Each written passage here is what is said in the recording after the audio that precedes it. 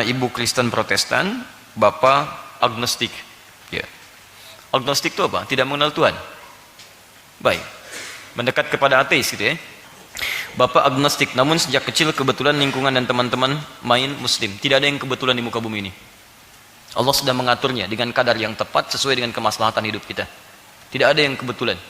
Taim. Walaupun kedua orang tua seperti itu, mereka memang tidak memaksakan anaknya untuk memilih keyakinan tertentu. Singkat kata, hingga saat ini proses pencarian ilmu, saya melihat kajian demi kajian. Taib singkatnya, saya sudah melakukan pendekatan dengan memberikan buku sebagai bacaan, mengajak diskusi dan datang kejadian. Mohon bimbingan bagaimana caranya menjadikan orang tua saya rindu dan bermimpi bisa ibadah bareng satu keluarga. Intinya orang tuanya masih, kalau saya baca dari suratnya, masih belum muslim, ya, ibundanya dari Protestan, kemudian bapaknya agnostik, tidak memaksakan ia, dan ia dengan melihat kajian dengan izin Allah Subhanahu wa taala dapat mendapatkan hidayah Allah dan memutuskan untuk masuk Islam. Ya, beliau sudah berusaha untuk menjelaskan pada orang tuanya, lalu bagaimana cara meyakinkan supaya sebelum kiranya wafat salah satunya bisa mendapatkan kenikmatan hidayah. Teman-teman sekalian, kita berdoa bersama-sama pada Allah Subhanahu wa taala. Semoga kawan yang bertanya ini diberikan kemudahan oleh Allah Subhanahu wa taala dan mimpinya bisa dikabulkan oleh Allah Subhanahu wa taala dalam pengabulan yang terbaik insyaallah.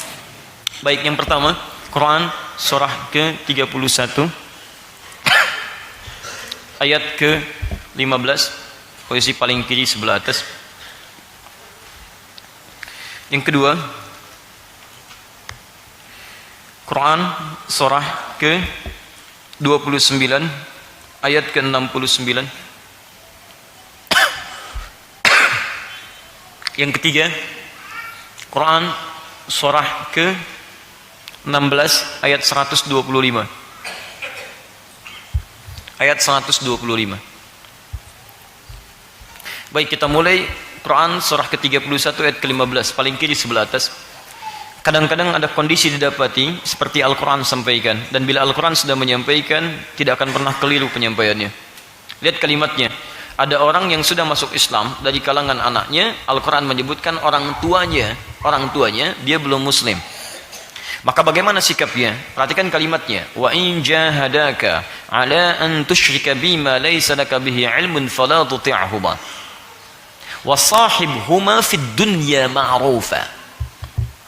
Jika orang tua yang berbeda keyakinan itu memaksa Anda untuk mengerjakan amalan-amalan yang menyimpang dari ketentuan Islam, misal mengajak syirik kembali, memaksa untuk mengerjakan satu hal yang dilarang, maka fala tuti'huma, Anda bisa menolak itu dengan cara yang lembut.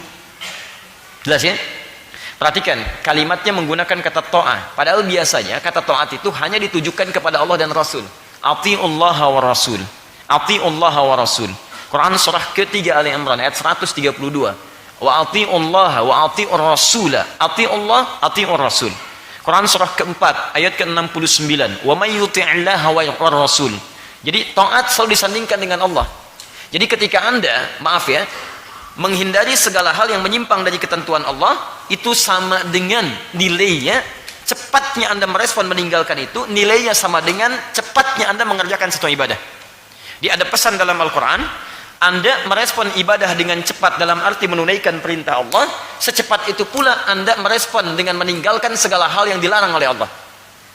Maka cepatnya Anda merespon segala hal yang dilarang oleh Allah untuk meninggalkannya, disitulah kadar ketaatan Anda kepada Allah Subhanahu wa taala. Jadi kalimat taat digunakan dalam dua hal. Pertama, taat dalam mengerjakan kebaikan. Misal, adzan berkumandang, Allahu Akbar, Anda cepat sisihkan aktivitas, tunaikan untuk ibadah. Maka ketika Anda merespon dengan cepat ketentuan ibadah, ini menunjukkan ketaatan Anda di hadapan Allah sedang meningkat. Nah, hal yang sama terkait dengan maksiat. Ketika Allah meminta Anda meninggalkan maksiat, fala tuti'huma, kalimatnya menggunakan fa. Fa. Saya sandingkan begini supaya lebih paham. Untuk urusan ibadah yang sifatnya terkait dengan menunaikan perintah, maka ini bagian dari bentuk ketaatan kita kepada Allah. Responnya menggunakan fa. Dalilnya Quran surah kedua ayat 186, posisi paling kiri sebelah bawah. Perhatikan kalimatnya, wa idza sa'alaka ibadi anni fa inni qarib. Ujibu da'watad da'i idza da'ani. Lihat, Muhammad, jika hamba-hambaku bertanya padamu tentang aku, mereka ingin mencariku, katakan kepada mereka, jangan cari lelah dengan itu semua. Aku dekat. Aku dekat. Dan lihat, jika hamba ini membutuhkanku, berdoa kepadaku, aku akan kabulkan itu. Kapanpun dia minta. Kalau ingin cepat dikabulkan, maka responlah seruanku. Seruan yang dimaksudkan tunaikan ibadah. Nah, ketika Allah meminta kita merespon untuk menunaikan ibadah, kalimatnya menggunakan fa. Fal yastajibuli. Ketaatan berupa perintah diikat dengan fa. Artinya, semakin cepat Anda mengerjakan perintah Allah, ini menunjukkan ketaatan Anda di hadapan Allah sedang meningkat dan kuat. Hasilnya, ketika Anda memohon kepada Allah, maka Allah pun akan cepat mengabulkan apa yang Anda mohonkan. Jelas? Ini konsep dasarnya. Jadi kalau Anda diminta oleh Allah mengerjakan satu ibadah, misal, Allahu Akbar, maghrib. Anda sudah tahu itu panggilan, respon Anda cepat. Ini menunjukkan bahwa ketaatan Anda sedang kuat. Tapi kalau sudah adzan berkumandang, Anda dipanggil, Anda belum tergerak misalnya, maka ini menunjukkan ketaatan Anda di hadapan Allah sedang menurun. Apalagi kalau ada kalimat yang tidak menyenangkan. Akhi, sudah adzan, ayo siap-siap. Baru adzan, belum qomat. Tenang aja, hujan, ustaznya paling terlambat. Ya, misal, ini bermasalah. Nah, sama persis kaidah dalam bentuk ibadah yang berupa larangan meninggalkan yang tidak diinginkan oleh syariat. Misal, kata Allah, jika ada ajakan-ajakan untuk menyimpang dari ketentuan Allah, apalagi yang berbau syirik misalnya, mengajak Anda menyembah misalnya hal selain Allah, datang ke tempat ibadah agama lain untuk menikmati ibadah-ibadah mereka dan sebagainya, misal, ya, maka kalimatnya sama persis menggunakan fa, sekalipun itu datang dari orang tua Anda. Perhatikan, Quran surah ke-31 ayat ke-15 paling kiri sebelah atas. Wa in jahadaka ala an tusyrika bima laisa laka bihi ilmun fala tuti'huma. Pakai fa. Ini pakai fa, sana pakai fa. Jelas? Sekarang lihat persamaannya. Ketika Anda cepat meninggalkan segala yang dilarang ini, kalimatnya menggunakan huruf fa, maka ini pun menandakan ketaatan Anda di hadapan Allah Subhanahu wa taala sedang meningkat. Maksud saya, coba lihat keseimbangan cara berpikir ini. Jangan-jangan dua konsep ini belum maksimal dalam hidup kita.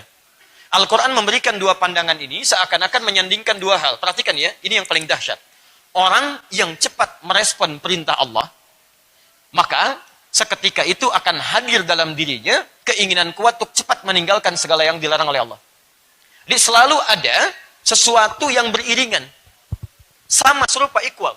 Jadi kalau antum semakin meningkat ketaatannya, senang ibadah, maka antum pun semakin cepat meninggalkan maksiat. Maksud saya, kalau Anda gemar menunaikan ibadah, tapi tingkat meninggalkan maksiat Anda ringan di situ, maka ada yang salah dengan cara ibadah Anda. Karena orang yang cepat merespon ibadah akan cepat meninggalkan maksiat. Makanya kalimat-kalimat maksiat itu kalimatnya cepat. Tinggalkan istighfar. Quran surah 3 ayat 133. Paling kanan sebelah atas. Wasari'u ila maghfirah. Bahkan ketika salah, dia bergegas untuk memohon ampunan kepada Allah. Coba antum koreksi diri ya. Jangan-jangan rajin tahajud, tapi maksiat cepat juga dikerjakan. Itu poinnya. Ya. Ini poinnya, awas. Taklimnya rajin, cepat. Ada info, langsung respon. Tapi Masya Allah, nyela orang juga rajin. Ya, pada orang tua juga tidak baik. Saya tidak menginginkan ada Anda di antara Anda, datang, belajar macam-macam, tapi membuat orang tua Anda menangis. Ya, dan sebagainya. Nanti ikuti kajian tentang al-adabul mufrad. Nah, ini poinnya teman-teman sekalian. Nah, apa kaidahnya? Hebatnya di sini. Ketika orang tua berbeda keyakinan dengan anaknya, kata Al-Quran, dalam urusan akidah, itu zero tolerance. Toleransi terbaik adalah zero tolerance. Saling menghargai dengan tetap memberikan dakwah yang terbaik. Bagaimana cara dakwahnya? Lihat baik-baik. Orang tua Anda adalah ibu yang melahirkan Anda. Ayah yang penuh dengan keringatnya bisa memberikan yang terbaik untuk Anda. Sekalipun Anda kemudian menolak dengan cepat, dengan cara yang lembut, tapi Anda tidak boleh meninggalkannya untuk mendakwahi keduanya. Caranya, wasahibhuma fid dunya ma'rufa. Satu, temani ia dalam hal urusan dunia dengan cara terbaik. Ini dakwah pertama.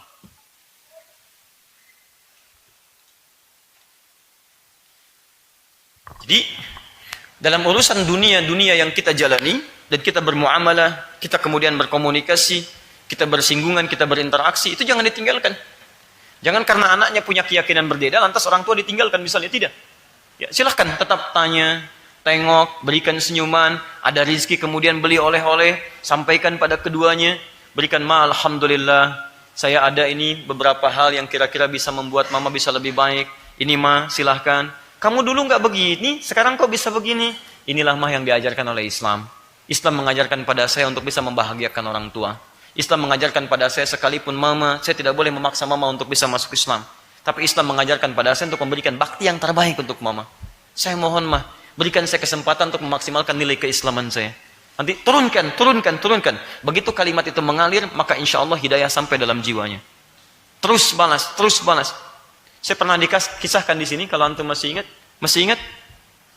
Bagaimana bisa ingat kalau saya tidak berikan tanda-tandanya? Ini luar biasa kalau antum ingat. Baik. Dulu ada orang ikut kajian, begitu ikut, bapak ibunya marah-marah. Ya, apa yang merubah kamu begini katanya kan? Apa yang merubah kamu begini? Tunjukkan siapa orangnya. Kalau perlu bapak yang turun tangan. Masya Allah, kan? Luar biasa. Apa yang terjadi? Begitu datang, kemudian kita, alhamdulillah, qadar Allah pas kajian Al-Adabul Mufrad.